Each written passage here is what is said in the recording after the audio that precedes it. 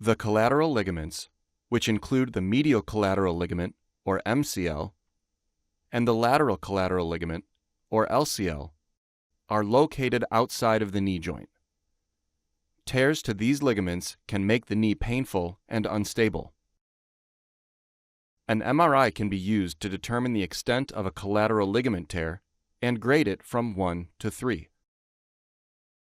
The grade of the tear, along with the patient's symptoms and quality of life, will help determine the best course of treatment. Fortunately, most cases of collateral ligament tears can be treated without surgery. While MCL tears are more common than LCL tears, treatment for both types of injuries is similar. Grade 1 tears are mild, microscopic tears that can be managed with non-surgical treatment. Resting and limiting physical activity, bracing, and physical therapy to improve strength and range of motion can help while these tears heal. Grade 2 tears are moderate, partial tears that disrupt some of the ligament's fibers.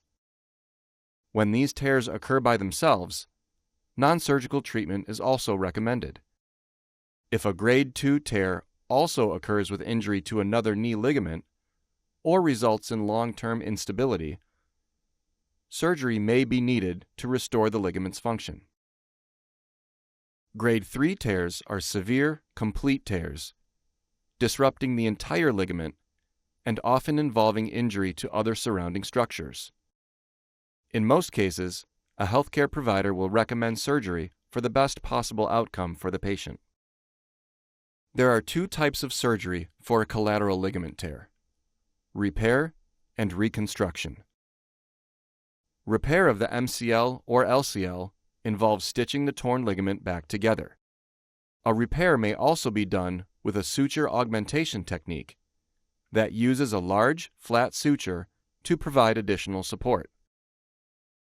If the original ligament cannot be repaired, a reconstruction can be performed to replace the damaged ligament with a tendon graft. After surgery is complete, rehabilitation will involve a series of steps over several weeks. This may include wearing a brace to keep the knee straight as it heals, using crutches to stay off the affected leg in the beginning, and physical therapy to gradually improve range of motion, strength, and balance. Though it can take just a few months or all the way up to a full year, return to sports and physical activity is possible for most patients.